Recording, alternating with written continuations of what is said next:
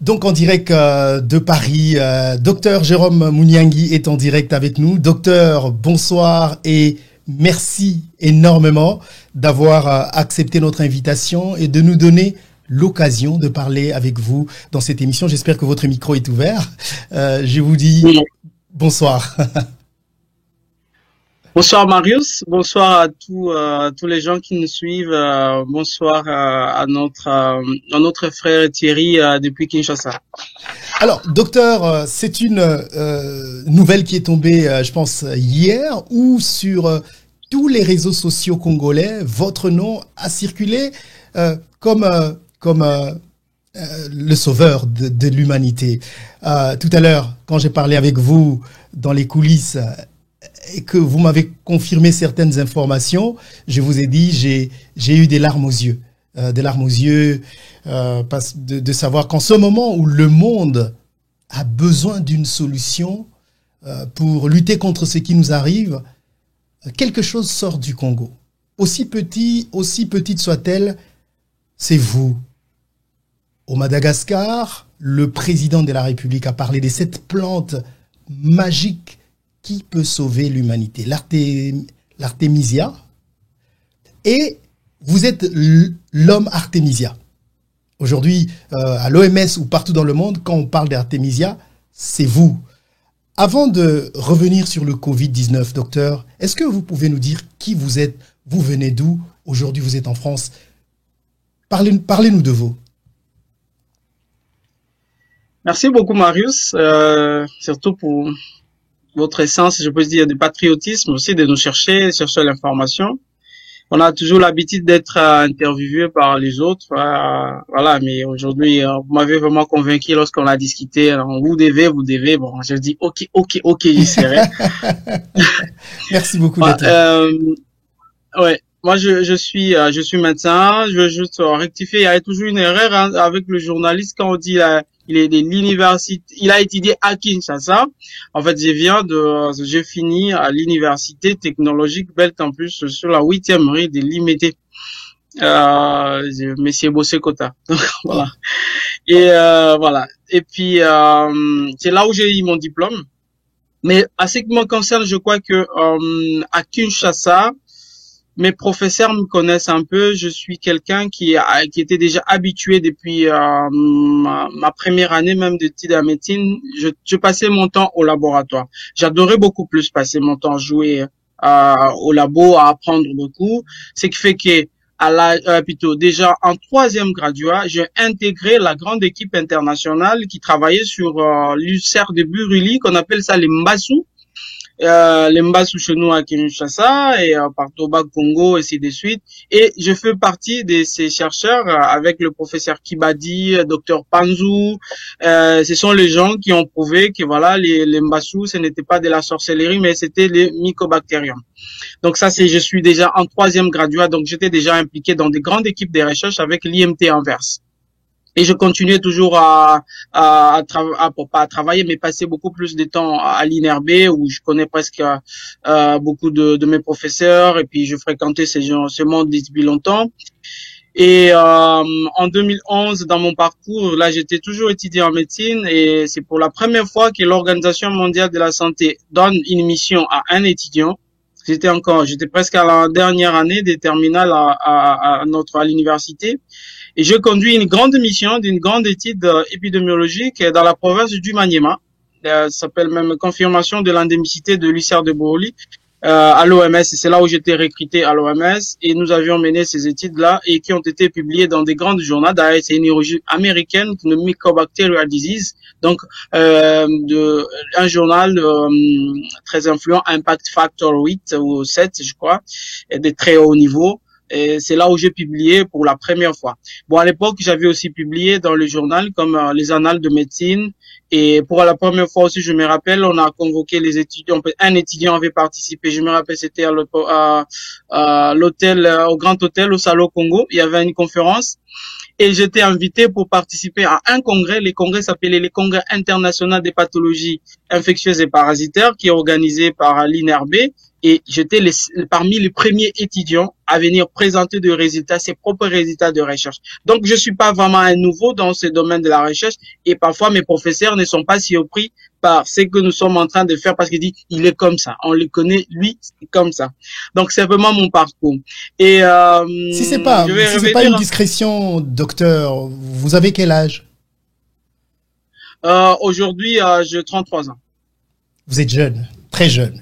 Ouais. Alors, donc, vous avez commencé les recherches très tôt, mais parlez-nous de votre rencontre avec cette plante magique, l'artémisia. Ma rencontre avec l'artémisia remonte en 2013. J'obtiens mon diplôme de médecine, je participe à un concours, ce concours ça s'appelle le concours international, c'est organisé même à Boston.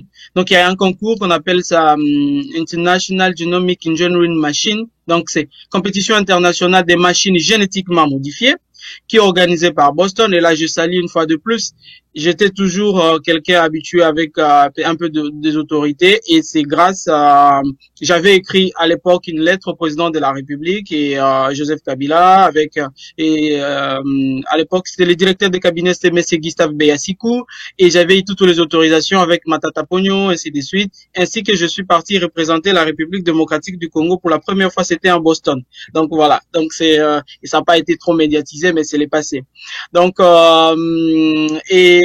j'arrive à fin en 2013, j'obtiens donc je passe un concours international pour avoir la bourse de la milliardaire française qu'on appelle le cursus Bettencourt. Le cursus Bettencourt, c'est parmi les meilleurs cursus aujourd'hui que nous avons sur la planète parce que c'est les meilleurs professeurs qui c'est passé à Paris, mais tout s'est passé en anglais, les enseignements sont en anglais, les professeurs viennent des États-Unis. Donc c'est un très bon programme où on recrute, on dit c'est presque les jeunes talents de sur toute la planète. Et dans notre programme de bourse, nous étions 16 personnes qui ont là on a la photo avec mon professeur Leboise. Donc c'était 16 personnes qui avaient et qui ont obtenu la bourse et j'étais le seul noir de cursus Bettencourt pour avoir obtenu cette bourse et je suis venu à Paris en 2013 et arrivé à Paris, je commence mon master, c'est master c'est ça, master en recherche interdisciplinaire du vivant, on appelle ça la biologie synthétique. Donc c'est apprendre un peu à manipuler les microbes, les pathogènes et surtout peut-être créer de nouvelles choses en fait, s'amuser un peu avec le vivant. Et voilà, c'est là où je commençais un peu à m'intéresser sur la plante et là je suis tombé sur deux publications sur une dame ici à Paris et j'ai pris vraiment connaissance avec la plante, je me suis intéressé. C'est ainsi toujours en 2013, je commençais à réaliser le premier travail au laboratoire ici à Paris, dans le laboratoire de Paris-Orsay. Ouais, exactement, c'est ça même. Ça, ce sont mes premières analyses au laboratoire. Et exactement, ça, on est en train de manipuler la plante. Ça, c'est les premières analyses qui datent de 2013. Je travaille déjà au laboratoire sur cette plante.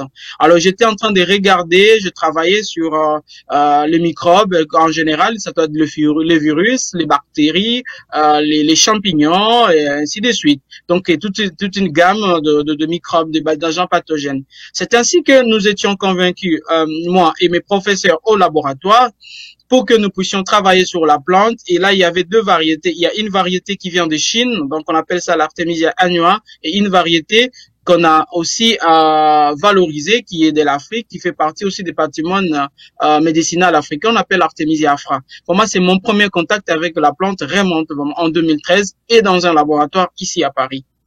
Alors, vous rencontrez cette plante, vous commencez à l'expérimenter en République démocratique du Congo, vous prouvez que c'est une plante qui guérit le paludisme sans effet secondaire et avec 99%, je sais pas quoi, de succès.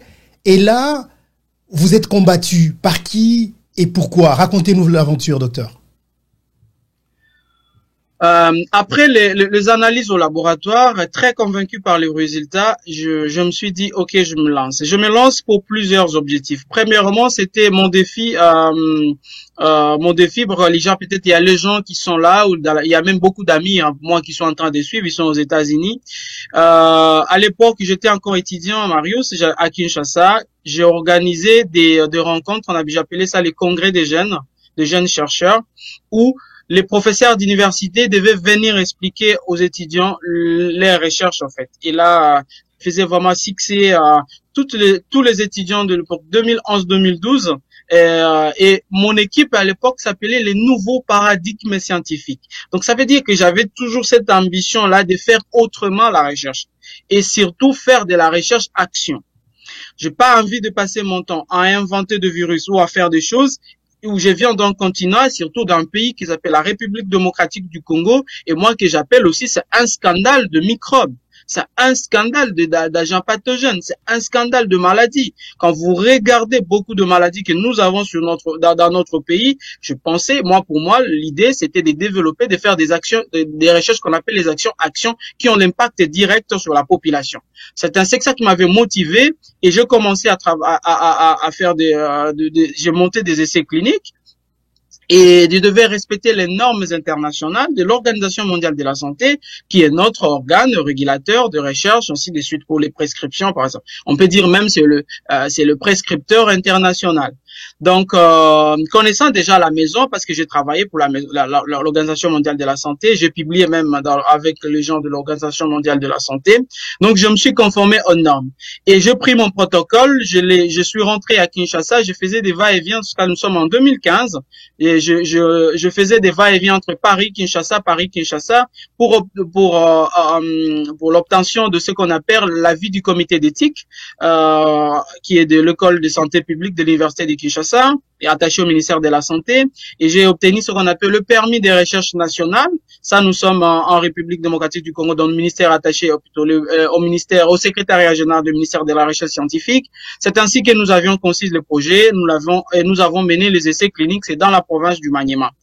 Et au cours de ces essais, nous avons remarqué qu'il y avait deux faits qui sont vraiment très patents. C'est premièrement, le médicament qu'on était en train de comparer. Parce que quand on mène un essai clinique, vous devez comparer l'efficacité d'une plante avec un médicament standard, un médicament qui existe déjà.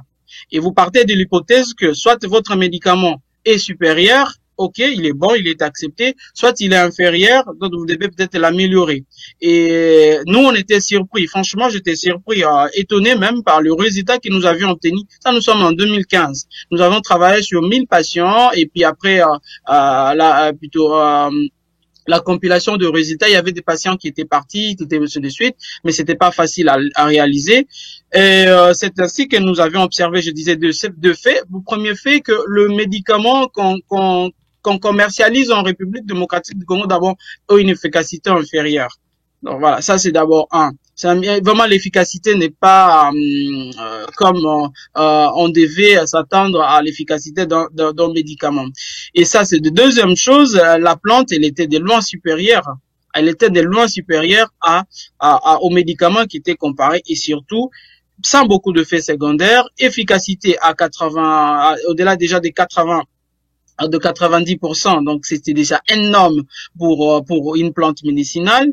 Et ce qui nous a poussé énorme, franchement, Marius, je me suis dit, moi, mariage entre l'artémisia et moi, c'est pour toute la vie. Et je me suis dit, je donne ma vie, je donne ma jeunesse à faire la recherche sur cette plante. Et ces recherches ont été réalisées au Congo. Ces recherches ont été réalisées au Congo. Alors, lorsque nous avons publié ce résultat des recherches, le premier d'abord à s'attaquer à nous, c'était les revendeurs de médicaments sur le continent africain. Les petites sociétés indiennes et chinoises qui s'installent impunément sur le continent africain. Et surtout, voilà, ça c'est les difficultés de terrain. Je menais ces études vraiment avec beaucoup de difficultés, comme vous voyez, les land freezers qui sont embourbés. Oui, donc vos premiers concurrents, des gens qui voulaient pas que vous puissiez vous installer, c'est des entreprises indiennes qui vendent des médicaments au Congo. Exactement. Les entreprises indiennes et chinoises qui vendent le médicament au Congo. Mais vendre le médicament, s'il faut respecter la réglementation, c'est pas normal, c'est plutôt, c'est normal. Mais vendre le médicament, et tout en sachant que ces médicaments ne sont pas efficaces, et surtout quand on sait qu'aujourd'hui, avec les rapports de l'Organisation mondiale de la santé, nous avons entre 150 000 et 200 000 Africains qui décèdent chaque année suite à la prise d'un faux médicament. Il y a de quoi se poser des questions. Il y a de quoi se poser des questions sur la qualité de ces médicaments, sur notre, et aussi l'Eldorado. Oui, est-ce que vous pouvez nous dire, docteur, parce que nous avons tellement de questions à vous poser, vous avez une très longue histoire à nous raconter, nous savons, mais est-ce que vous pouvez nous dire quel genre de menaces vous avez, auxquelles vous avez fait face? Est-ce que c'était quoi et ça a fini comment et vous êtes retrouvés où? Parce qu'à un moment, je me souviens après ces documentaires de France 24 qu'on a fait sur vous, on avait appris que vous avez été enlevé, qu'il y a eu des problèmes. Est-ce qu'il y a eu des problèmes? Qu'est-ce que vous avez subi exactement? Le problème, c'est donc d'abord le problème a commencé lorsqu'on était en train de mener les essais cliniques. Vous savez, en République démocratique du Congo, c'est normal, en fait, c'est pas seulement en République démocratique du Congo. Dans les systèmes des ministères, les gens ne vivent que des données. Alors, lorsqu'on a mené les essais cliniques, qu'est-ce qu'on a été constaté? Il y a même une grande publication sur mes essais qui ont été réalisés indépendamment, parce que peut-être les Congolais ne le savent pas.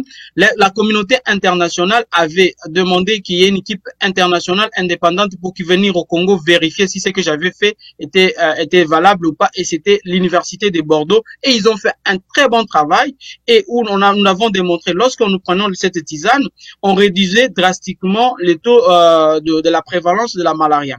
Alors, lorsqu'on sait maintenant que un médecin chef de zone, par exemple, n'est servi que lorsqu'il envoie les données, il doit avoir les bailleurs de fonds. Le Fonds mondial ne te donne l'argent que lorsque tu envoies les données. Donc, ça veut dire que on monnaie un peu la maladie. C'est ça un peu le système un peu qui existe. La maladie est monnayée. Ce n'est pas, la santé n'intéresse pas les gens. C'est la maladie maintenant qui intéresse les gens. Donc, pour que moi, médecin, je sois bien payé, il faut que vous soyez malade. Voilà, c'est ça les systèmes. Oui. Alors, les menaces commencent d'abord là, au niveau de ces chefs, des médecins chefs de zone, de médecins qui survivent. Ils n'étaient pas appuyés. Comme vous regardez un peu dans le documentaire, les centres n'étaient pas appuyés encore en médicaments essentiels contre la malaria, parce qu'il y avait plus de malaria dans cette zone où nous avons réalisé les études. Et ça a été prouvé par l'université de Bordeaux, les services d'épidémiologie. C'est pas Jérôme qui l'a inventé. Ils sont venus sur te regarder ce que j'ai fait. Donc le menace commence là. Donc on me fait un premier procès, et c'était à Kindu, on me fait un premier procès comme quoi je suis en train de faire la diffamation contre certains dépôts pharmaceutiques, et bon, c'était les allégations qui n'étaient pas fondées, bien sûr. Le dossier a été classé sans suite. Je prends un poison, c'était un poison indigène. J'allais mourir, heureusement, comme là je vous dis, j'ai un estomac qui est déchiqueté, donc j'ai un partie de mon estomac qui était déchiqueté parce que j'avais ingéré des substances, des poisons indigènes. Donc aujourd'hui, j'ai un estomac qui en partie qu'on m'avait opéré au Canada. Désolé d'entendre ça, docteur, que vous avez un problème d'estomac après avoir... Désolé d'entendre que vous avez un problème d'estomac après avoir consommé ce produit. Vous avez été... oui, désolé d'apprendre ça, docteur. J'espère que vous vous portez bien. Ouais. Donc ça, c'était une menace sur votre vie. On voulait vous supprimer, mais vous avez été arrêté, vous avez été menacé. Il y a eu d'autres menaces? Oui. Alors, la dernière fois que j'étais... Bon, menace, il y a des menaces aussi institutionnelles, hein. Ma première menace pour moi, c'est l'Organisation mondiale de la santé. Et là, les gens qui veulent lire, ils peuvent aller, ils tapent mon nom, Jérôme Munyangi Artemisia OMS, ils vont voir. L'OMS est formel sur mes publications, en fait. L'OMS est vraiment formel. C'est-à-dire, l'OMS ne veut pas la vulgarisation, en fait, de mes traitements. Il ne veut pas la vulgarisation de mes traitements. Parce que pour quelle raison? Pour quelles raisons? Il y en a deux, en fait. Pour les raisons, il y en a deux. L'OMS me dit, lorsque la personne qui prend de l'artémisia, c'est ça l'argument, cette personne-là peut développer ce qu'on appelle la résistance à l'artémisinine. Ce qui est faux, L'OMS n'a aucune référence. Jusqu'à aujourd'hui, je lance un défi pour les gens qui sont en train de lire, qui sont en train de suivre, qu'on me montre une seule référence bibliographique, parce que l'OMS est une grande institution, elle doit se baser sur des références bibliographiques. Nous lui avons montré l'OMS que ce que tu dis là, ce n'est pas vrai, parce qu'il ne peut pas faire la résistance à plusieurs molécules. L'artémisia, il n'y a pas une molécule, il y en a plusieurs. Donc, on fait la résistance à l'artémisinine. L'artémisinine, c'est un des principes actifs qui se trouve dans la plante. Ça, c'est l'argument. Ça, c'est le premier argument de l'OMS. Et le deuxième? Le deuxième argument de l'OMS, qui est le traitement que je fais, ce n'est pas standardisé.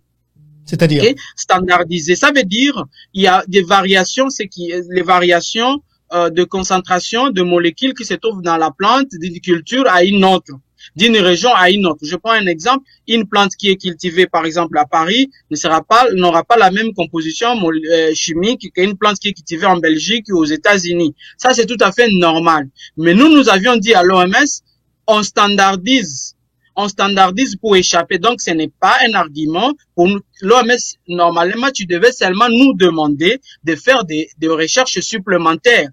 Ne pas dire que de pas divulguer. La standardisation, je peux standardiser aujourd'hui les traitements. Donc, voilà les deux arguments de l'OMS. Et à part l'OMS, qui d'autre vous a menacé? L'Académie de médecine française fait un communiqué sur moi et ça a été publié dans Le Figaro, Le Monde et Paris Match. Et l'Académie de médecine française revient d'abord sur mes publications, quoi disant, ça a été réalisé un peu dans un petit village, dans une région un peu reculée de la planète. Ça n'a pas de valeurs scientifiques et voilà. Et puis, l'Académie le message qui était clair, l'Académie demande au ministre des Santé africain de ne pas appliquer les recommandations de mes résultats de recherche. Là encore, j'avais fait des réponses à l'Académie de médecine. Bravo la France, merci parce que je suis en France, mais moi, j'ai pas fait les recherches pour les Français, j'ai fait pour les Africains. Donc, je m'adresse pas aux Français, moi, je travaille pas pour les Français. Donc, j'avais fait ces recherches-là, c'est pour les Français, plutôt, c'est pour les Africains, pour que nous puissions nous soigner.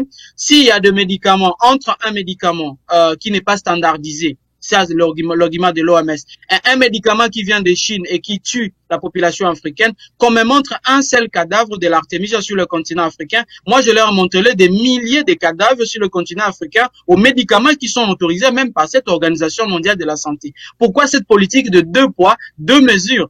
Une plante médicinale qui ne tue personne, vous voulez l'interdire. Mais de médicaments qui tuent les gens sur le continent africain, et c'est vous-même, l'Organisation mondiale de la santé qui fait des rapports, personne ne veut interpeller ces gens. La législation, elle est faible. Les trafiquants de faux médicaments sur le continent africain restent impunis. Donc, on comprend, docteur, que c'est pas évident de vous lancer dans ce que vous faisiez ou dans ce que vous faites quand vous n'avez pas des moyens ou de soutien. Et vous en êtes arrivé même à l'enlèvement. Parlez-nous de ça. Vous avez été enlevé? Oui. Alors, je suis invité le 26, le 27, le 28 février 2019 à l'Union africaine.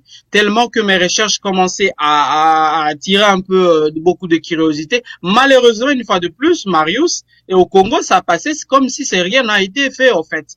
Alors que la France, l'OMS, le Genève, Belgique, il y avait des publications du jour au jour de tout ce que je faisais. Vous regardez à partir de 2019 ou 2018, vous tapez seulement Le Monde, Paris Match, Le Figaro, ainsi de suite, ou le Libre Belgique, ainsi de suite. Vous allez trouver vous tapez seulement Dr Jérôme Mouniangui, vous allez voir autant de publications sur moi. Mais dans mon pays, il n'y avait rien du tout. Rien ne se passait, en fait. C'est comme si rien n'était fait. Alors, je suis invité à l'Union africaine. C'était le 28, j'arrive à l'Union africaine, j'étais le 25 février 2019.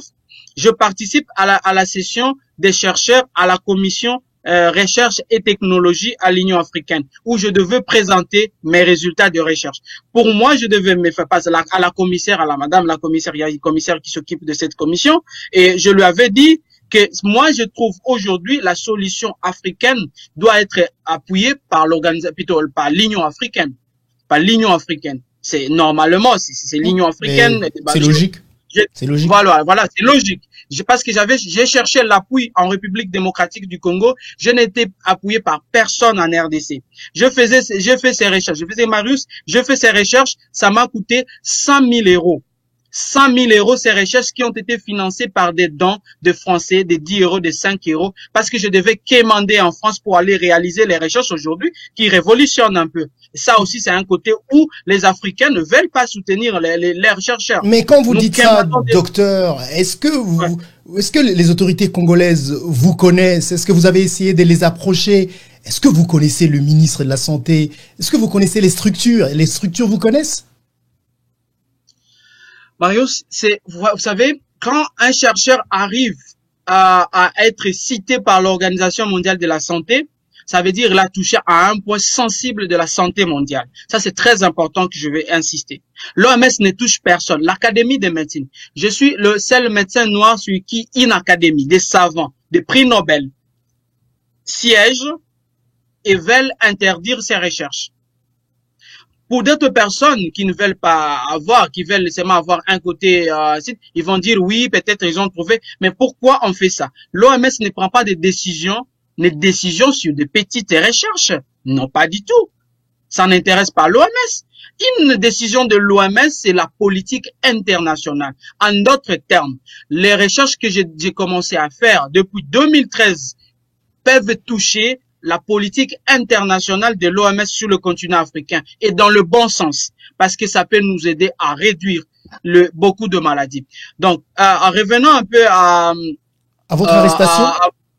Oui, à mon arrestation, je rentre à Kinshasa avec Ethiopian Airways. C'était le 28 février. Je rentre chez moi, bien sûr, parce que quand je suis rentré, et j'étais déjà pris comme enseignant, chercheur à la faculté de médecine de l'université de Lubumbashi et de l'université de Kolosi, où je donne cours d'ailleurs à la faculté de médecine. Donc, je commençais à enseigner et à faire mes recherches. Je rentre le 28 février parce que je devais organiser, d'ailleurs, c'était une émission avec un journaliste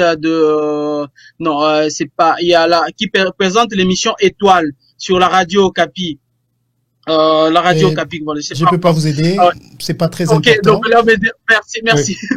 Oui. Désolé. Bref, je rentrais un peu à Kinshasa et je suis logé dans un hôtel j'étais logé dans un hôtel juste en face de l'Académie des Beaux-Arts de la Ligne, voilà. Les gens qui connaissent un peu Kinshasa.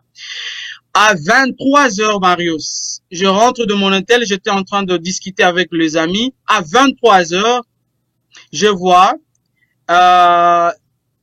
7 policiers qui viennent, ils m'entourent, ils m'encerclent. Il y a un qui dit, c'est docteur Jérôme. C'est à 23h, docteur Jérôme. Et on m'amène directement menotté, frappé. Je ne savais pas pourquoi on me frappait, pourquoi on me menottait. On me menotte, on me frappe. On m'amène dans une station de police qui est à côté. Juste là. Et j'arrive là avec mes menottés à main. J'étais accompagné d'un ami je rentrais dans mon hôtel, j'étais accompagné d'un ami. Et c'est l'ami là, je confie mes téléphones, je lui dis, je lui passe déjà 2 ou 3 numéros importants à appeler. Donc, je demande d'abord mes collègues à Paris et quelques médecins ou les professeurs que je connais à Kinshasa. Je reste là jusqu'à minuit et je vois, et les gens sont en train de parler. Mokonzi, Azawa, donc il est là. Et je ne savais pas. Il y avait mon ami qui me disait, sois calme, tu dois savoir voilà. Et puis, je vois un petit taxi qui arrive, comme on appelle les jargons à Kinshasa, on appelle les ketch, un petit taxi en jaune. Et là-dedans, il y a 2 hommes qui n'étaient pas en uniforme, en civil. C'est par violence même que je suis entré dans ces taxis-là. C'est par violence. Heureusement, j'avais un ami qui me tenait vraiment, et on avait vraiment une résistance. Moi, j'étais déjà menotté et lui s'est tenu à moi. Bref, on est tous entrés pas tellement ils ont appelé les secours des policiers qui étaient là. On m'a jeté comme, je sais pas, un sac de foufou. Ouais, exactement, un sac de foufou dans le véhicule et on entre direction, je savais là où on est parce que je connais la ville et là on arrive à l'IPEKIN, à l'inspection provinciale de Kinshasa. C'est là où on arrive, on entre ainsi de suite, pas de trucs et directement dans une cellule. Je passe une nuit. Premièrement, on appelle les connaissances arrivent. Où est les mandats? Il n'y en a pas. Il n'y en avait pas. Où est les mandats? Il n'y en avait pas. Pourquoi vous l'avez arrêté à 23 heures? Personne ne donne d'explication. Il fallait attendre le lendemain, parce que c'était un certain vendredi. Il fallait attendre le samedi. Et vous connaissez un peu le système. Les gens n'arrivent pas le samedi, ils viennent, ainsi de suite. Ce qui fait que les colonels, les responsables qui étaient là n'étaient pas là, ces jours-là. Donc, je passais encore une nuit sans que je sache pourquoi j'étais arrêté, ainsi de suite. Les dimanches, je passe une nuit. Les lundis, mais c'était des nuits de trop. Et en plus, tu es maltraité, tu n'as pas droit de sortir, même fais pas de besoin. Tu es là, tu es ainsi de suite. Et après les lundis, lorsque mes contacts, maintenant il y a des téléphones, parce que j'étais déjà comme on connaissait un peu mon dossier était très sensible, j'étais suivi par la Fédération internationale des droits de l'homme. C'est ainsi que la Fédération internationale des droits de l'homme est venue et demandé des explications. Et c'est le moment même que la Fédération internationale des droits de l'homme vient nous réclamer quel est le mandat et pourquoi vous l'avez arrêté, qu'ils sont en train maintenant de faire un mandat. Ça a été fait sur place le lundi. J'ai dû arrêter vendredi, mais un mandat est fait le lundi. Je suis arrêté vendredi, mais un mandat est fait le lundi. Et la Fédération internationale prend contact avec va voir le procureur à Gombe, au parquet de Gombe, et demande non, il y a quelqu'un qui est arrêté arbitrairement, c'est un grand chercheur, il ne devait pas subir. Ce monsieur, il passe sur toutes les chaînes, et d'ailleurs, il vient de participer à une grande réunion des chercheurs africains à l'Union africaine. Et c'est comme ça que vous avez été libéré et vous êtes resté au Congo? Et voilà, c'est comme ça que j'ai été libéré. Et ma sécurité n'était pas parce que garantie, et j'ai décidé avec mes amis et mes collaborateurs, tous les gens qui étaient là, et grâce surtout encore à la diplomatie de la France, c'est que j'ai décidé de quitter la France et j'ai quitté la RDC. C'était au mois de mars, parce que c'était déjà au mois de mars, et je suis rentré au Kenya d'abord, et puis je suis parti en République centrafricaine où j'avais certaines activités. Après République centrafricaine à l'ambassade de France, et après c'était mon arrivée, une fois mon retour, une fois de plus en France. Et depuis lors, vous êtes en France. Depuis lors, je suis en France. Docteur, ouais. Merci de nous avoir raconté votre parcours et votre vie. C'est un parcours d'un vrai combattant, un parcours des grands hommes dans ce monde que vous êtes. Et je suis très fier de vous.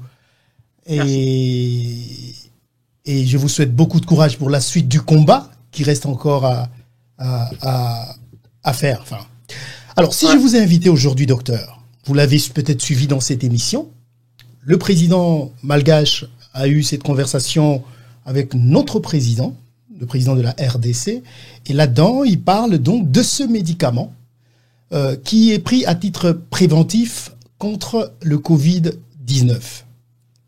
Alors, je ne sais même pas par où commencer ma question, mais je veux juste savoir, le président malgache vante ce produit, c'est un miracle malgache. J'ai lu un article de Jeune Afrique qui parle d'une dame, je n'ai pas retenu son nom, qui est derrière le produit. Nulle part, que ce soit dans la communication du président de la République ou celle du président malgache, votre nom n'apparaît. Du coup, il y a 2 jours, votre nom circule sur tous les réseaux sociaux. Vous êtes l'homme derrière cette invention de ce médicament Covid-O, qui est un médicament miracle selon le président malgache. Je veux juste que vous répondiez à cette question avant qu'on continue.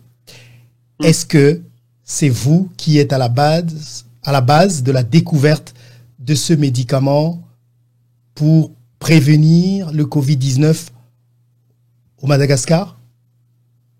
Je suis à la base de la rédaction du protocole. C'est au Madagascar et partout sur le continent africain de ces produits. Ça veut dire que c'est pas vous, mais vous êtes à la base de la rédaction du protocole. Non, c'est l'auteur. En fait, on n'invente pas une plante médicinale. On découvre la propriété. Là, on n'invente pas une plante. C'est Dieu qui l'a créée. La nature est là. Donc, c'est là que je vais juste pas aller sur invention. Invention, ça, c'est une plante. Donc, les mots invention, on va d'abord mettre ça à côté. Je suis à la base, donc l'auteur de de la proposition de protocole, surtout le gouvernement africain, de Covid Artemisia. Okay? Donc, c'est mon Est-ce que vous projet. Avez été contacté, ou vous avez contacté le gouvernement ou la présidence de Madagascar pour ce? Oui, et la dame dont vous êtes en train de parler, je vous ai parlé tout à l'heure ici que pour faire mes essais cliniques, j'avais besoin au moins on devait réunir 100 000 euros. La dame dont vous parlez, donc, s'appelle Lucille Cornet-Vernet, elle a créé une association, et l'association s'appelle Maison de l'Artemisia. On a appelé ça l'association Maison de l'Artemisia, et l'association Maison de l'Artemisia, maintenant, c'est une fondation. Je suis le responsable des essais cliniques et recherches médicales et scientifiques. C'est moi qui coordonne toute la recherche mondiale sur l'Artemisia. Elle n'est pas médecin, elle est là pour la communication, pour s'attirer les lobbies. Vous savez, c'est stratégique. Et pour s'attirer des lobbies. C'est elle qui est derrière, c'est vous.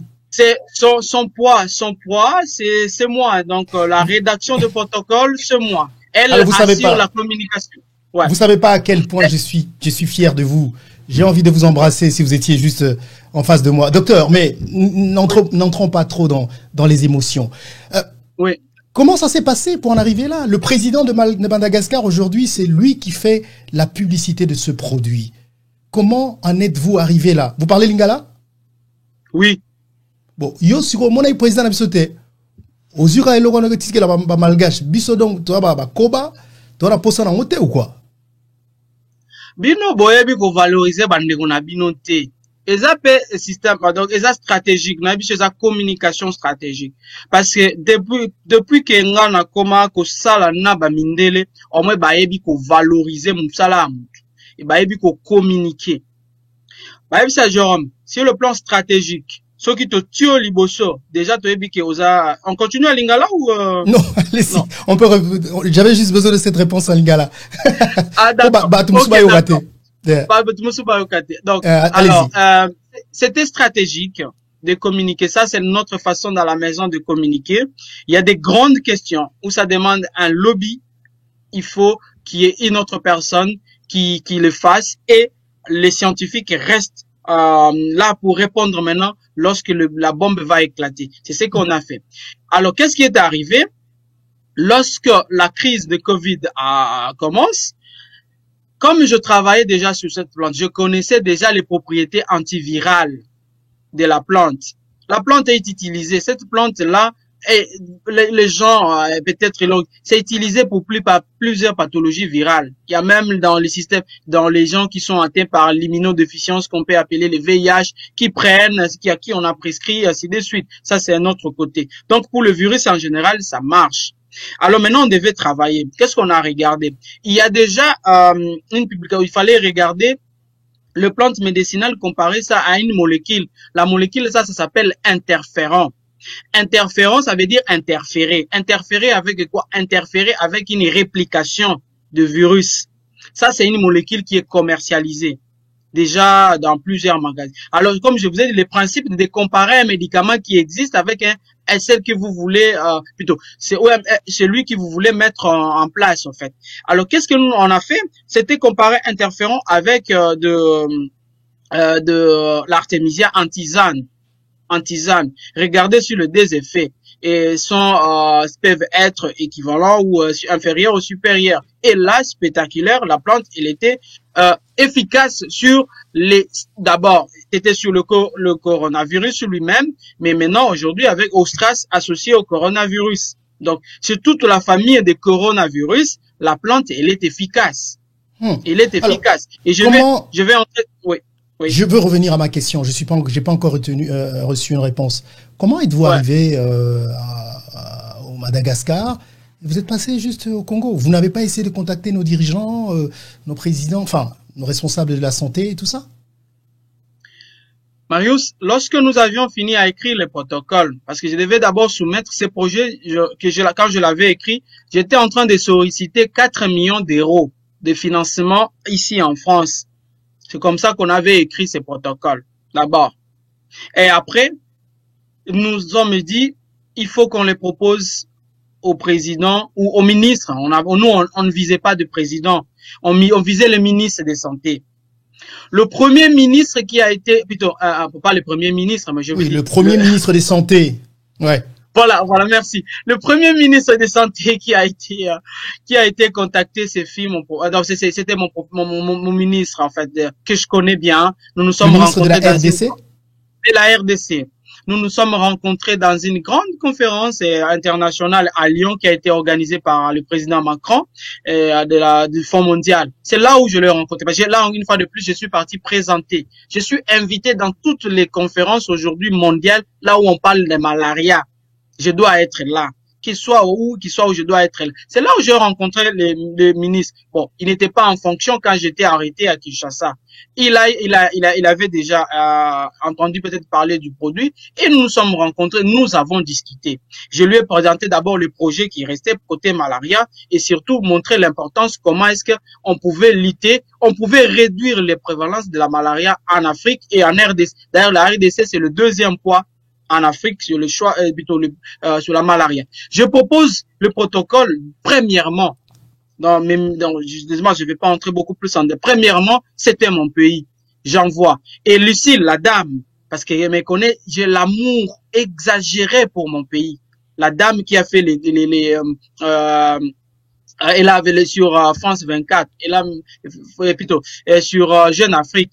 Elle me dit, Jérôme, qu'est-ce que t'en fais? Je dis, Jean, je propose d'abord à la RDC, puis je vais voir. Et puis je te reviens. Parce que je savais que j'ai un contact un peu en RDC avec le ministre. J'étais fier. Je me disais, ouais, c'est d'abord mon pays qui va répondre le premier. Et on a envoyé au ministre. Aucune réponse, Marius. Aucune réponse. Après, je me suis pas découragé. Nous avions envoyé au conseil scientifique. Le président de la République démocratique du Congo a créé un conseil scientifique. On a envoyé les protocoles. Je vous ai dit, ici, j'envoie le protocole. On envoie le mail et le protocole au conseil scientifique. Aucune réponse. C'était le moment où le président de la République avait créé la commission pour recevoir le projet de tous les Congolais, les gens qui parlent. Les gens sont passés dans les médias, ils faisaient des polémiques. Un bon produit, on ne fait pas des polémiques. C'est le produit fait plutôt un bon produit, on fait pas trop de publicité. C'est le produit qui va faire vraiment la publicité à la place. Et nous, on a fait ça. Le conseil scientifique congolais n'avait pas pris ces projets. Je me suis pas arrêté là-bas, Maris. Nous avons écrit au prix Nobel de la paix, Dr Mukwege. Donc là, j'ai même la réponse de son mail. Nous l'avons écrit. Dr Mukwege, il coordonne la riposte au Sud Kivu. Il nous a répondu, la réponse de Dr Mukwege. Il nous a répondu, oui, c'est un très bon protocole, ça peut nous aider parce que nous avons beaucoup de problèmes. Mais je vous confie, je vous envoie à la commission scientifique dirigée par un professeur à Bukavu. Et nous discutons avec le professeur. Le professeur dit, OK, c'est bon, on va regarder, on va d'abord parler avec le gouverneur, ainsi de suite. Et il n'y avait pas eu de suite favorable. Et on était fatigué, on a dit, OK, c'est bon. J'ai créé un groupe maintenant des chercheurs africains que je connaissais parce que j'avais lancé ce qu'on appelle le manifeste du monde médical africain. Ces manifestes-là qu'on avait adressés au Fonds mondial, où nous avons plus de 450 chercheurs africains là-dedans que je dirige en fait. Et avec mes collègues, je partage toujours les idées. Alors nous avions sélectionné, comme j'avais passé beaucoup de temps en République centrafricaine, je connais le ministre de la Santé, ainsi de suite, en République centrafricaine. Nous avons pris la République centrafricaine, nous avons pris le Burkina, le Bénin, le Madagascar, le Rwanda. Oui, c'était les 5 pays qui ont suivi après. Nous avons envoyé le même type de mail, plutôt. C'est le même modèle de mail, parce qu'on avait juste un seul modèle de mail et on cherchait les adresses email. Tellement que j'avais les adresses email de plusieurs ministres que je connais, que j'ai déjà rencontrés lors de conférences, on a balancé comme ça. Et c'est la République de Madagascar qui a mordu à l'hameçon. C'est ça. C'était plus rapide. C'était visionnaire, en fait. Et le ministre n'a pas tardé, et je même une collègue qui a joué un pont qui elle est malgache, elle était ici, elle est rentrée chez elle au Madagascar, elle est partie avec le protocole, le ministre a reçu le protocole, le ministre n'a pas tardé, l'information est remontée jusqu'au président de la République. Donc, et arrivé chez le président de la République, Le président de la République a trouvé que le protocole était très bon. Il était bon.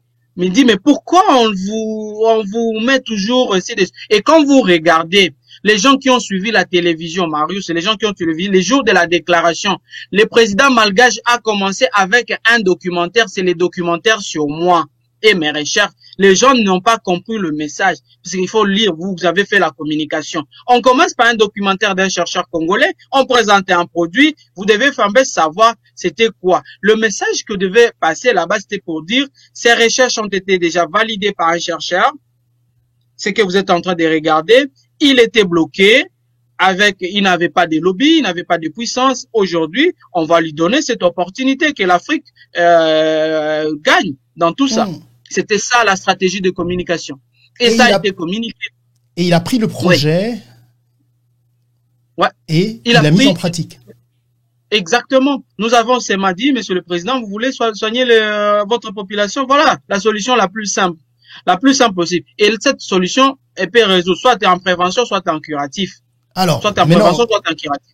Revenons sur ce point, l'efficacité de l'artémisia dans la lutte contre le Covid-19. Le président malgache, on a entendu avec le président congolais, parle plutôt d'une solution préventive. Est-ce que vous pouvez nous confirmer, docteur, que cette plante, si vous la prenez en tisane, comme j'ai vu le président l'expliquer, ça vous protège contre le Covid-19 sans trop entrer dans les termes scientifiques? Expliquez-nous comment.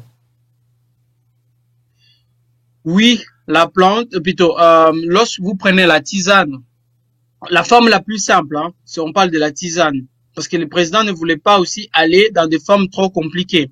Il ne veut pas faire des formes trop compliquées. Mais nous avons des formes un peu supérieures à ça, des formules un peu supérieures à ça, qui demandent un peu de moyens, des techniques pour le mettre en place.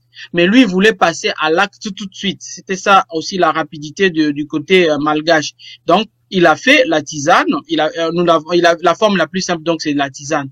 Oui, lorsque vous prenez la plante, la tisane de l'artémisia préparée, et là, j'insiste une fois de plus, nous devons regarder, parce qu'il y a des molécules que nous ciblons là-dedans. Okay? Notre approche, ce n'est pas d'isoler les molécules. Notre approche, c'est de faire l'ensemble des molécules doivent produire une synergie thérapeutique.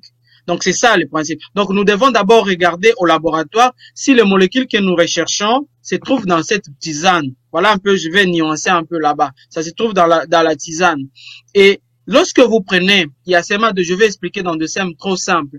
Lorsque vous prenez cette plante, quand vous n'êtes pas encore, la plante la tisane peut être prise en prévention chez les gens qui ne sont pas encore atteints, mais qui sont exposés. C'est comme ça que nous avons fait le protocole. Pour la catégorie des gens qui sont exposés. Donc, comme par exemple les personnels soignants, d'autres personnes qui ne sont pas encore touchées par le Covid. Ça les protège. Et vous allez pour les personnes qui sont déjà touchées, de forme modérée. Ça agit aussi. Je vais maintenant expliquer.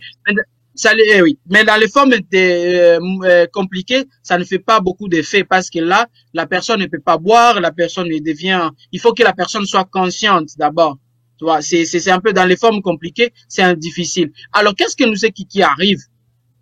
Lorsque vous prenez cela, le virus ou l'agent pathogène, tout microbe, il y a seulement deux choses pour que vous fassiez la maladie d'une infection. Ça veut dire, moi le microbe qui vient doit passer à travers une porte pour se retrouver à l'intérieur de vos cellules et commencer à se multiplier. Ce sont des virus.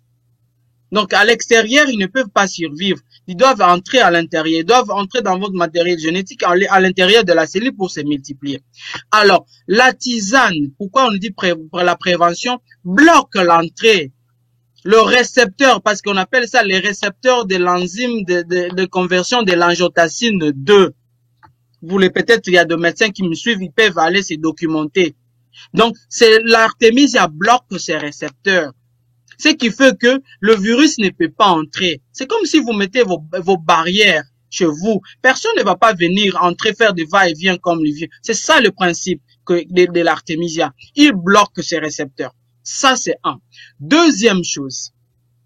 L'artémisia, lorsque vous le prenez toujours en prévention, et si vous avez déjà quelques manifestations il y a dans la maladie, parce qu'il faut rappeler que le COVID-19, c'est une maladie.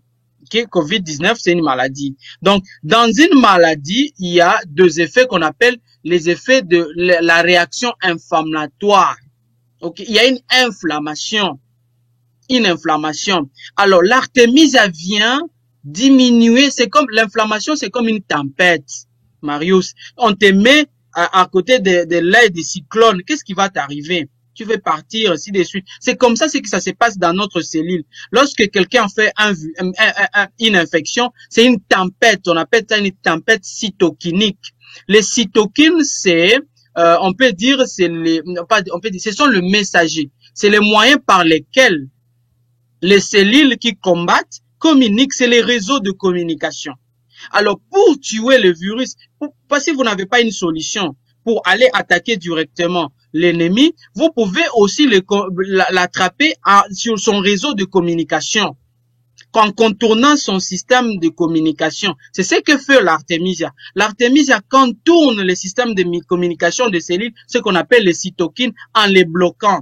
Ça veut dire, moi, si nous communiquons ici, Marius, c'est parce qu'il y a un bon réseau, si quelque chose ne fait entre nous, on va pas communiquer, c'est que je ne saurais pas ce que vous êtes en train de faire, ainsi de suite. Donc, on appelle ça bloc la réaction inflammatoire. Voilà le fait très important de l'artémisia. Il y a d'autres effets maintenant sur les systèmes immunitaires où je peux pas entrer beaucoup plus en détail. D'accord, docteur. Et là, alors, ouais, voilà. L'artémisia dont vous parlez tout à l'heure au début, vous nous avez parlé des deux sortes d'artémisia. Est-ce que il y a un qui est meilleur que l'autre? L'africain est meilleur que le chinois? Est-ce que vous pouvez nous en dire un peu plus? Ou c'est la même chose? Bon, alors, ici, pour les Covid, c'est la variété qu'on appelle Artemisia annua, qui est une plante médicinale chinoise, qui est beaucoup plus meilleure que la variété africaine. On n'a pas encore fait beaucoup d'études sur la variété africaine, mais on aimerait vraiment faire des études avec la variété africaine, comme je l'ai fait en malaria, en tuberculose et en schistosomiase et d'autres maladies. Nazonga mukena lingala docteur skotobi ki ba chinois ba kolo banzete bango na mama banzete ba leki biso banda le loti lobi sko bango ba mona ki artémisia ana te kaka yo congolais ko découvrir ngo pona bango ba chinois Marius rapport les actes clairs ba lingite ba yebisa batu ba lingite to yebisa batu OK ba chinois ba melaki yango tozana ba rapport ya Chine ba chinois ba melaki yango tozana ba rapport awa nazana ba rapport uta Chine ba chinois ba mela bo wana ba mela mai wana. OK. Alors voilà. Nous allons peut-être, docteur, avec votre permission, prendre peut-être 2 ou 3 questions des téléspectateurs que j'ai pas posées, des questions assez curieuses. Vous êtes très nombreux à nous suivre en ce moment en direct. N'hésitez pas de poser des questions. Si vous en avez, le numéro de téléphone, je vais vous le donner tout à l'heure.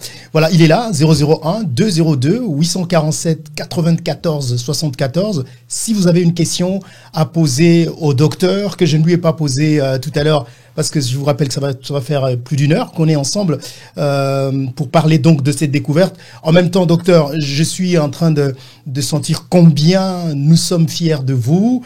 Mais qu'est-ce qui va se passer après? Est-ce que c'est le Madagascar a l'exclusivité de fabriquer cette tisane, ou vous êtes ouvert à d'autres pays? Le Congo peut le prendre aussi et puis fabriquer. Avant d'arriver à une autre question par rapport à notre pays. Non, ce qu'on fait, d'abord il y a un problème. On ne peut pas breveter une plante. Elle appartient à tout le monde. Ça c'est d'abord c'est le principe. Donc oui. Elle appartient à tout le monde. Donc les gens, c'est la formule qui appartient à quelqu'un. La formule, le protocole m'appartient. Donc je l'ai verrouillé. Donc, si vous voulez utiliser notre protocole, mon protocole, vous passez à la bonne porte et on vous donne la solution. Mais la plainte, vous pouvez l'avoir chez vous. Vous ne savez pas quoi faire ou comment vous pouvez la faire. Donc, est-ce que je vais revenir sur le Congo? Oui, après la communication avec son homologue malgache, oui. Oui, le président de la République démocratique du Congo a pris contact avec nous. Et là, j'informe Marius, j'ai accepté, après discussion avec le gouvernement congolais, je suis en train d'attendre mon vol. Et là, je vous montre, ça c'est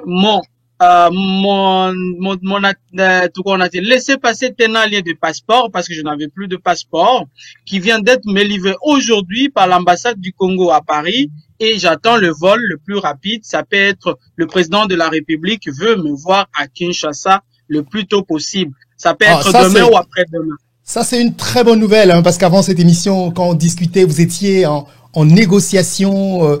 Pourquoi avez-vous été aussi dur envers l'État congolais? Quelles sont vos conditions? Qu'est-ce que vous avez demandé pour servir votre pays? Des millions de dollars?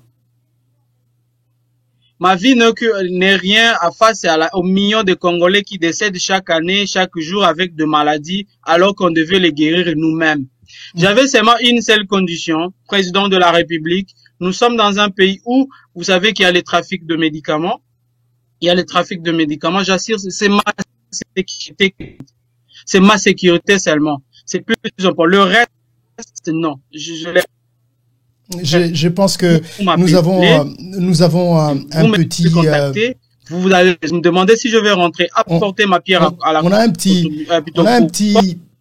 souci de connexion, malheureusement. Ouais, on a un petit souci de connexion, docteur. Désolé. Maintenant, on vous entend mieux. Vous pouvez reprendre cette partie. Quelles sont vos conditions? Quelles sont les conditions que vous avez données au président de la République pour aller servir votre pays?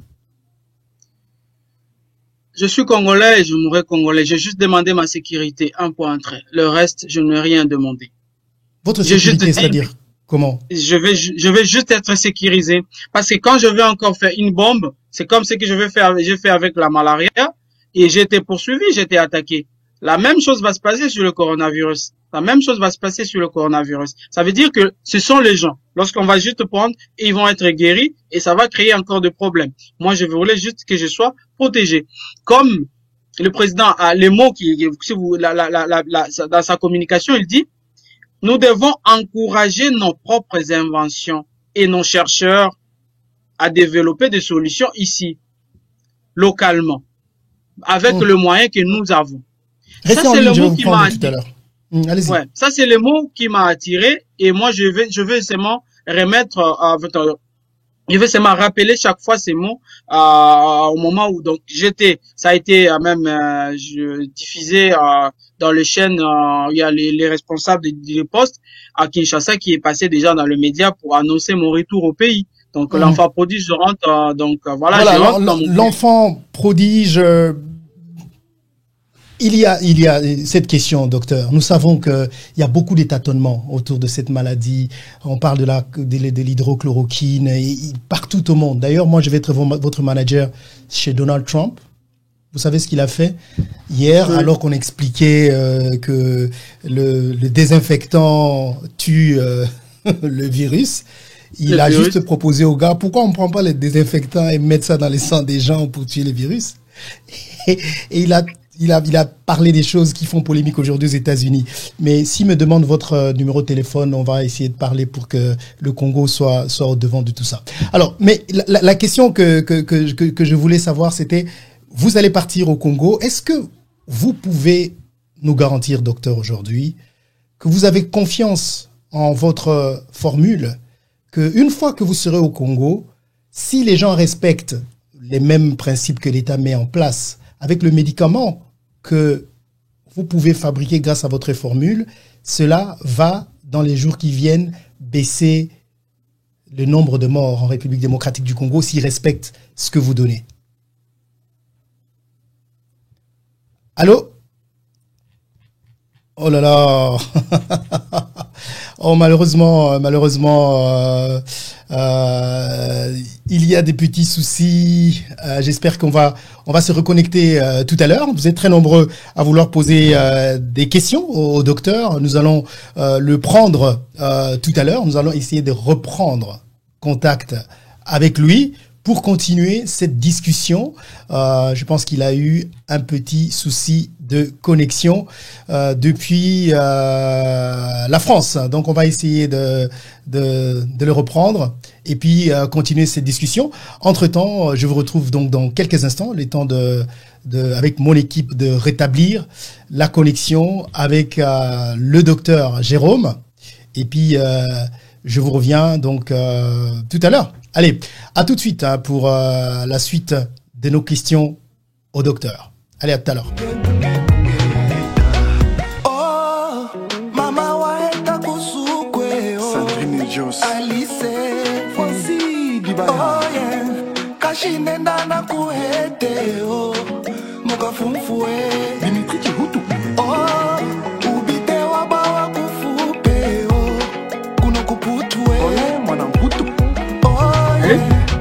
Oui.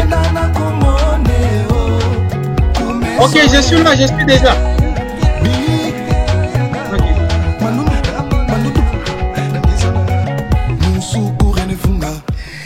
Voilà, je pense que vous nous avez entendu en coulisses. Hein. On a eu des petits soucis de connexion et finalement, Dieu merci, notre équipe a fait en sorte que nous puissions retrouver le docteur. Je ne sais pas si vous avez entendu ma question, docteur. C'était juste une assurance que vous partez au Congo. Maintenant que vous partez, si tout est égal à lui-même, ça va changer la situation du développement de l'épidémie, de la pandémie à Kinshasa ou en RDC. On espère, je crois que tout artisan ne peut faire mieux avec le moyen qu'on lui donne. Donc, on espère que ça va bien se passer. Voilà. Mais on va à la guerre, on va au combat. Mais voilà. En tout cas, nous, on vous souhaite bonne chance. On va prendre peut-être une question d'un téléspectateur qui nous appelle là de la France. Allô? Allô? Bonsoir. Allô, bonsoir. Bonsoir, Marius. Vous êtes en direct. Vous avez une question à poser au docteur? Oui, ouais. Dans la question qu'on posait au docteur, la Bengibino pour nous poser question dans pas docteur. Et la ligne là est bas, parce que ça fait longtemps qu'on a vraiment Artemisia pour la santé, la bisope pour la maladie à malaria. Question on a posé par docteur est-ce que na Congo na RDC Togo Artemisia ou puis justement peut-être na Kin et est-ce que soki na loni yango est-ce que na ko ipe ko zo yango et pardon est-ce que ko ipe ko bima Docteur, deux questions. Est-ce que c'est facile de trouver l'artémisia en RDC? Est-ce que si on plante ce médicament au Congo, est-ce qu'il peut pousser cette plante? Oui, c'est ça. C'est l'objectif de l'association qui travaille avec moi. On a prouvé que ça marche, mais qu'est-ce qu'il fallait faire? Il faut pas laisser ça entre les mains de firmes pharmaceutiques. C'était pas ça notre objectif. Il faut laisser ça à la population. C'est ainsi qu'on a travaillé avec des agronomes et à avoir des bonnes semences adaptées sur le continent africain. Aujourd'hui, vous allez à Kinshasa, au Congo central, au Maniema, au Sud Kivu, au Nord Kivu, ainsi de suite. Vous avez l'artémisia qui pousse partout, qui pousse à Kinshasa. Donc, il a les semences, il a les très bonnes semences, et surtout, c'est une plante qui est un peu capucieuse, une petite formation et une fiche technique, et vous suivez juste la fiche technique et vous pouvez la cultiver facilement. Oui, ça pousse et ça se trouve au Congo. D'accord, on va prendre une autre question. Allô? De la Belgique. Oui, allô? Allô? Oui, bonsoir. Alors, bonsoir Marius. Bonsoir, vous appelez comment? Je m'appelle Guy Beaujacques, j'appelle depuis Anvers, depuis la Belgique. On vous écoute Guy Beaujacques, vous avez une question à poser au docteur Jérôme. Oui, juste une question, en fait, docteur, c'est juste par rapport au dosage. En fait, on voit les gens Madagascar en train de prendre cette potion, mais c'est dans des bouteilles. Comment ça se prend? Il y a un dosage pour ça ou c'est comment? C'est ça ma question. Merci. Voilà, merci beaucoup, hein, docteur. Je ne sais pas si vous allez donner les dosages et tout ça en ligne, parce que ce qui n'est pas tout à fait que je ne vous conseillerais pas, mais vous êtes libre, vous savez ce que vous faites par rapport au dosage une fois que la personne a le produit fabriqué sur votre formule. Le dosage fait partie déjà du secret, du secret. Du secret professionnel. Mais quand la personne achète la tisane, est-ce qu'il y a le dosage, comment prendre ça Ouais, tout est écrit, tout est écrit, ainsi de suite. Et là, je vais insister à Marius, moi, je n'ai pas droit en tant que médecin chercheur de vendre. Non. Je n'ai pas droit. Ma profession m'interdit de vendre un médicament sur lequel je travaille, que moi-même je sois le commerçant de ces médicaments. Personne ne peut accepter mes publications, il y aura conflit d'intérêt. Donc il y a ceux qui veulent, ce sont les entrepreneurs, et ils vont faire de produits pour mettre à la population, pour soigner la population. D'accord, docteur. On va partir en Allemagne, pour prendre un appel. Allô? Oui, bonsoir. Oui, allô Marius, bonsoir. Bonsoir. Oui, c'est Carlos à partir de Cologne. J'ai une question à poser au docteur. On vous écoute, le docteur vous écoute. Oui, je voulais savoir si le docteur entre au Congo, est-ce qu'il va travailler avec le docteur Muyembe ensemble ou bien il va travailler seul? Belle question, docteur. Docteur, nous savons que s'il y a quelqu'un dans les recherches biomédicales qui est connu, c'est le docteur Muyembe. On parle de plus en plus de docteur Ekwalanga. Est-ce que vous les connaissez? Est-ce que vous allez travailler avec eux? D'abord, est-ce que vous les connaissez? Est-ce que vous pensez que vous allez travailler avec eux? Je connais le professeur Muyembe, c'est parmi les meilleurs de professeurs que nous pouvons avoir donc sur notre continent. Mais je suis très attaché au professeur Ekwalanga. Donc c'est vraiment un de mes professeurs avec qui je partageais même. Il était mon défenseur pour que le protocole et mon protocole soit accepté, comme mon protocole aussi vite accepté. À la dernière, on me dit qu'il arrive aussi à Kinshasa. Donc voilà. Donc le président de la République travailler avec le docteur Muyembe. Non, je ne sais. Bon, nous sommes tous. C'est que j'ai entendu. En fait, nous sommes tous dans la commission riposte, en fait. Nous sommes tous membres. Donc, on sera là avec le professeur. Donc, chacun juste va apporter sa petite pierre à la contribution, en fait. Mais vous avez pas très envie de vous mélanger, c'est ça, hein? Non, pas du tout. Je dois me mélanger. Vous savez, parce que la question était simple, docteur. Est-ce que vous voulez travailler avec le docteur Muyembe? Mais bien sûr que oui. Moi, j'ai dit oui. D'accord. On a la même équipe. Nous jouons. Il y a seulement les numéros 5, le numéro 6, le numéro 10 et les marqueurs de billes, en fait. C'est la même équipe. Et c'est le Congo qui gagne. C'est le Congo qui gagne. On le souhaite. On va partir en Suisse pour prendre cet appel. Allô? Oui, allô, bonsoir Marius. Bonsoir. Oui, vraiment, on a fait Mingi dans l'émission à Lélo. Merci. Et j'ai deux questions à poser au docteur. Donc, rapide la scientifique. On a posé deux questions par docteur. La première question, les Alinao Kindenga a expliqué mécanisme et action, il y a Artemisia. Donc, à l'objet, ils ont bloqué S2. Les familles, il y a enzyme de conversion, il y a angiotensine 2. L'engana tout na est et docteur, je pense qu'à Ebi, enzyme wana ba, ils ont cible dans traitement, il y a hypertension artérielle. Est-ce que Artemisia, ils ont pu utiliser dans traitement et hypertension? Ça, c'est la première question. Disons, Nengalobi est cible à S2.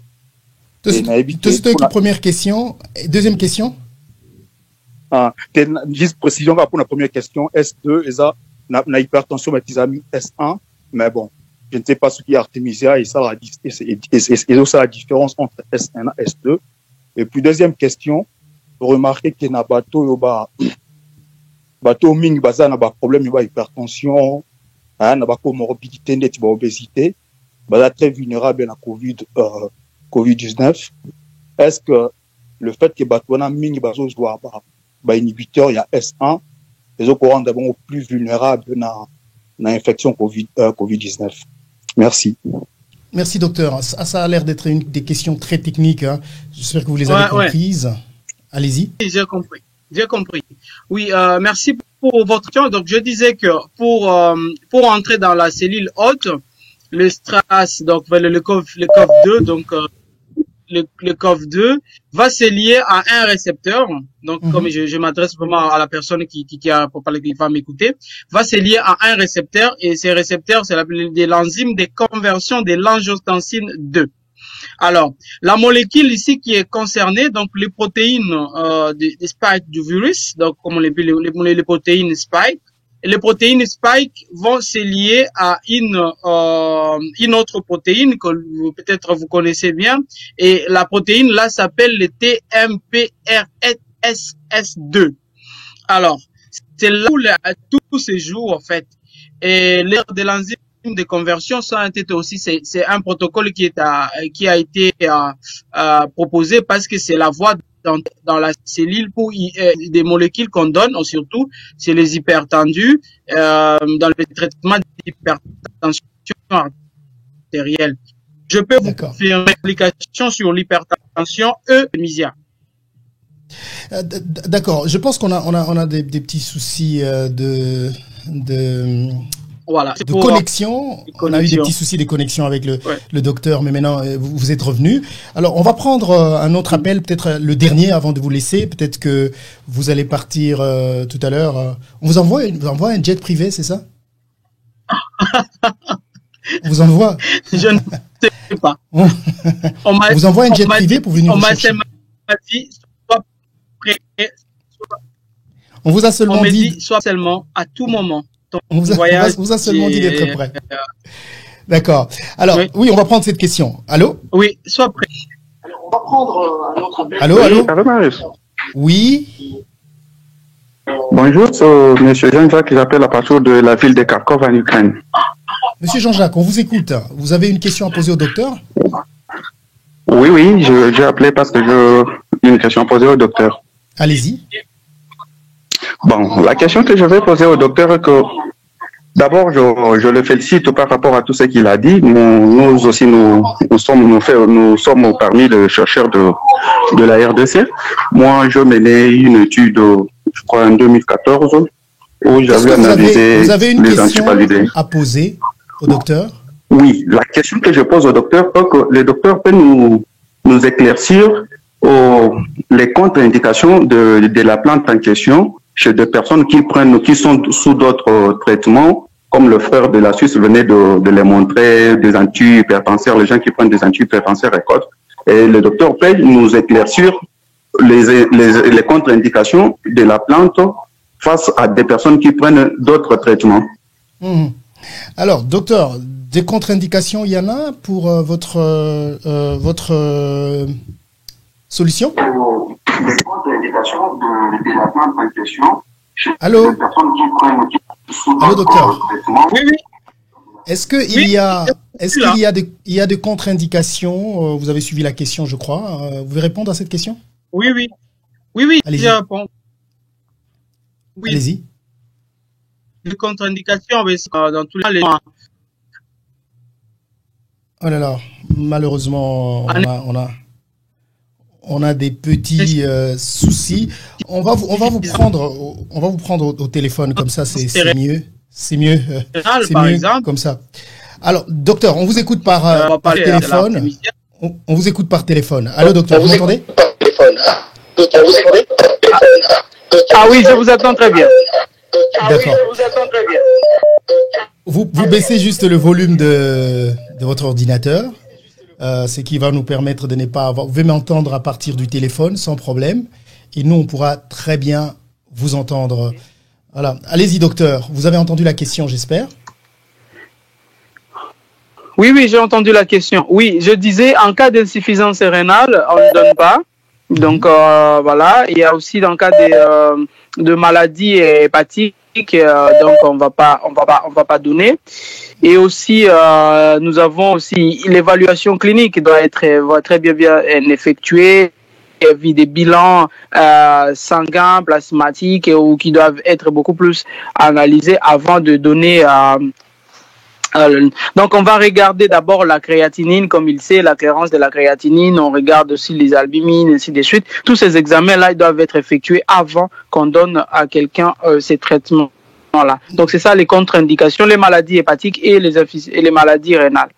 D'accord, docteur. Gardez votre téléphone. Mais entre-temps, nous allons vous laisser partir, parce que nous savons également que vous avez tellement des choses à faire. Mais l'avant-dernière question avant de vous laisser partir, est-ce qu'il y a quelque part où les gens peuvent lire vos publications? Nous savons que, par exemple, le docteur Raoult en France, il a un site, il a quelque part où les gens peuvent suivre ce qu'il est en train de faire. Vous êtes notre professeur Raoult du Congo. Est-ce qu'il y a un endroit où on peut suivre vos publications, où les gens peuvent vous suivre sur les réseaux sociaux? Oui, Marius. Donc, j'avais d'abord, parce que comme j'étais rentré sur le continent, mon site internet n'était plus à jour, n'était plus actualisé. Donc là, depuis un moment, il y a une équipe qui est en train d'y travailler vraiment pour toutes les publications. Mais il y a aussi une page Facebook. Il y en a les gens qui ont déjà déclaré plusieurs fois, signalé plutôt plusieurs fois sur Facebook. Et bien, il y a plusieurs comptes Facebook et qui ont mis les gens, on met mon image. Mais là où vous allez voir qu'il y a une blouse blanche, donc il y en a deux. Donc là, vous allez voir, il y a deux. Je suis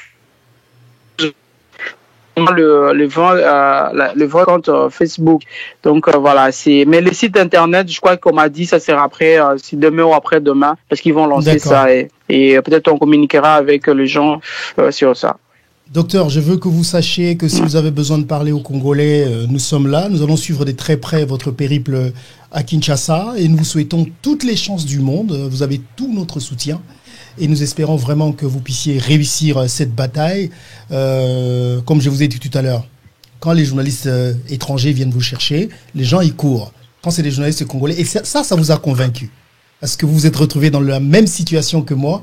Vous avez dit, Marius, on va faire cette interview. Je vais vous donner cette primeur. Merci beaucoup, docteur, pour ça. Vous pouvez toujours ouvrir votre micro. Je pense que maintenant, votre son peut passer parce qu'on peut vous voir. On vous écoute, docteur. On vous écoute, docteur. Merci beaucoup, Marius. Merci vraiment pour cette émission. Vous me permettez un peu de parler à la communauté, quoi. C'est pas seulement le Congolais, mais à les Africains qui suivent. Nous devons faire, je me rappelle d'un mot de Mary Patrice Lumumba qui disait « Lèvons-nous ». C'est maintenant que la solidarité africaine doit se matérialiser et se concrétiser. Le Covid-19, c'est une occasion pour valoriser nos valeurs et surtout sur le continent africain, c'est un message, j'interpelle, soutenez nos recherches. Parce que tout ce que je viens de vous rencontrer là, ça demande de moyens. Mais s'il y a d'autres personnes qui financent, c'est la main qui donne, c'est celle-là qui dirige. C'est la main qui donne qui dirige. Aujourd'hui, les chercheurs travaillent en collaboration avec des communautés. Ils lancent seulement un projet, fait un financement participatif et il a seulement des comptes à rendre à ces gens-là. Si je suis financé par combien? Marius, j'ai 3 projets. Par exemple, là, pour répondre à l'OMS. Et il y a un projet qui est évalué à 32 000 euros. Il y a un autre qui est évalué à juste 23 000 euros. C'est quoi le projet à 23 000 euros? Le projet à 23 000 euros, l'OMS, je venais de vous expliquer ici. L'OMS me dit, lorsque je donne l'artémisia à une personne, la personne va faire de la résistance.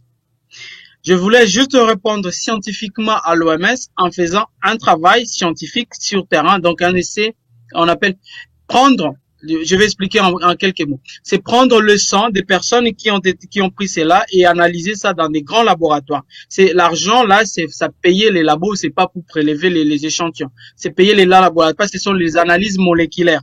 Ça, on va aller sur la génétique de la personne, on regarde et on fait des réponses à l'OMS. C'est pour ça que vous avez besoin de 22 000 euros. Ce sont des projets type et action directe en fait. Ce sont des projets type. Parlez-en au président de la République quand vous y êtes. Ne soyez pas timide. Il en donnera beaucoup plus que ça.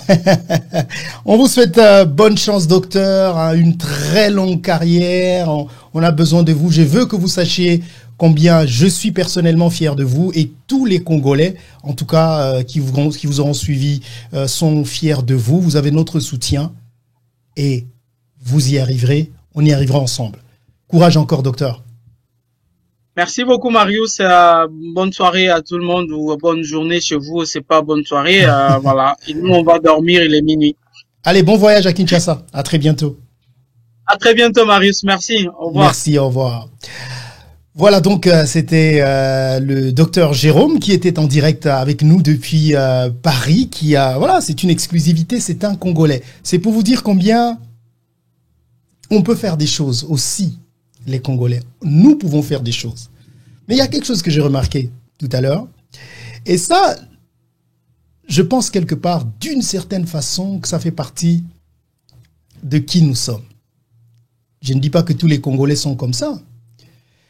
Nous avons tout à l'heure entendu l'histoire d'un jeune médecin plein d'avenir qui est passé par des histoires qui aujourd'hui est une partie des solutions pour une population, même si ceci ne va pas arriver à la fin. Le président malgache a pris son idée et il est en train de mettre cette idée en pratique. J'ai donné tout à l'heure l'occasion aux gens d'appeler, de poser des questions au docteur. J'ai retenu deux choses. La première chose que j'ai retenue, c'était que les gens qui ont appelé, les premières posaient des questions normales, parce que je comprends que quand on te donne l'occasion de poser une question à la télé, évidemment que tu vas droit au but, tu poses la question. La deuxième chose que j'ai retenue, avant la question, les deux autres intervenants ont montré aussi leurs compétences médicales, que je ne mets pas en doute et que je respecte. Mais il y a quelque chose que je n'ai pas vu. Je n'ai senti en aucun Congolais qui a appelé, juste un échantillon, une sorte de « Waouh, docteur, on est fiers de vous, merci beaucoup, voici ma question ». Non. Et ça, c'est pour vous montrer un peu... Ceci n'est pas que chez nous, hein. Peut-être moi aussi je suis comme ça. Mais ça montre aussi combien nous-mêmes Congolais, ne valorisons pas, ne soutenons pas nos talents, nos efforts, les nôtres. Je ne dis pas que les gens qui ont appelé tout à l'heure voulaient attaquer le médecin parce qu'ils voulaient voir s'il connaît. C'est très important, c'était très intéressant les questions qu'ils ont posées. Mais ce qui vient avant, c'est plutôt, ouais, moi aussi je suis médecin, mais vous savez qu'il y a ça qui fait ça, mais est-ce que vous savez que ça, c'est qui nous sommes? C'est comme ça que nous réagissons dans la vie chaque fois qu'il y a quelqu'un qui fait quelque chose. Chaque fois qu'il y a quelqu'un qui avance. Chaque fois qu'il y a quelqu'un qui fait quelque chose de bien. Et c'est ça qui a fait que, au lieu que nous-mêmes puissions d'abord profiter des talents d'un Congolais, c'est d'autres gens, c'est d'autres pays, heureusement pour eux, qui en ont profité. J'espère que nous pourrions changer cette façon de faire. Que quand on fait quelque chose de bien, que ce soit en politique, que ce soit en journalisme ou en médecine, que quand quelqu'un d'entre nous fait quelque chose de bien, que nous prenions le courage de l'applaudir. D'abord, si nous savons que c'est bien, d'abord applaudir. Félicitations, courage, nous sommes avec toi. Et ce n'est que quand nous allons commencer à faire ça, pour des petites choses, que nous allons voir nos talents émerger, d'autres aussi commencer à accepter nos talents. Je sais que nous le faisons quelquefois, mais je voudrais lancer un appel à tous les Congolais à travers le monde qui suivront cette émission. C'est une occasion ici. Nous avons vu un documentaire qui avait été fait par ce médecin, par une chaîne pas congolaise. Et chaque fois que les informations viennent de là, nous trouvons que c'est, voilà. Et c'est lui qui était là, notre invité. Je sais que vous êtes nombreux à qui, si j'avais donné la parole, auriez peut-être dit ça. Bravo, docteur. Merci. Souvent, juste ça. Un merci. C'est de ça que nous avons besoin pour soutenir les nôtres. Faisons-les dans tous les domaines du monde. Et je pense que ça pourrait beaucoup nous aider. Ce médecin-là, il a besoin de sentir qu'il est congolais. Il a besoin de sentir qu'il a fait quelque chose qui fait plaisir aux Congolais. Nous allons vous donner ses comptes, sa page Facebook. Soutenez-le, montrez-le que vous êtes avec lui. Montrez-le montrez-le qu'il a raison d'être congolais, qu'il doit être fier d'être congolais. Voilà, je pense que c'est avec ça que nous allons finir cette émission. Je suis tellement fier de ce Congolais. Nous avons tous peur de ce virus. Peut-être que la solution vient de là. Qui sait? On va voir. On suivra de très près son périple à Kinshasa. Donc, nous sommes arrivés à la fin de l'émission Marius chez vous d'aujourd'hui. Si c'est pour la première fois que vous vous joignez à nous, nous vous disons un grand merci de nous avoir suivis. J'espère que vous avez aimé le temps que vous avez passé en notre compagnie. Nous sommes en direct, on fait tous les jours, sauf les mardis et les jeudis. Demain, on sera en direct. Samedi, on sera en direct. Dimanche, on sera en direct. À partir des 16h d'ici, de Washington DC, 22h de Paris, 21h de Paris, 22h de Kinshasa. Merci de vous abonner à notre chaîne YouTube Marius Muhunga TV pour recevoir des notifications chaque fois que nous sommes en direct. Si vous avez des idées, des propositions ou des questions, ou si vous pensez que vous avez quelque chose de particulier à proposer à tous les Congolais qui nous suivent, notre adresse email est là, à mariuschezvous@gmail.com. Écrivez-nous pour nous dire ce que vous pensez que nous pouvons dire, si vous voulez être notre invité. Si vous avez des propositions, des suggestions pour aussi améliorer la qualité de ce que nous vous proposons, n'hésitez pas de nous envoyer un email et nous essayerons donc de le lire et faire ce que vous voulez. Enfin, nous allons essayer de le faire. Sinon, un grand merci à vous tous de nous avoir suivis au nom de tous ceux qui chaque jour me soutiennent et me donnent l'occasion d'être chez vous. Je vous dis un grand merci de nous avoir suivis et j'espère vous retrouver demain à partir de 16h de Washington DC, 22h de Kinshasa et 21h de Paris. D'ici demain, portez-vous bien et surtout prenez bien soin de vous.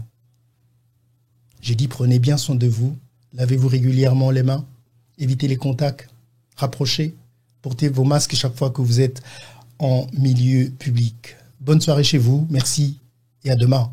Au revoir. 9, 8, 7, 6, 5, 4, 3, 2, 1, 0.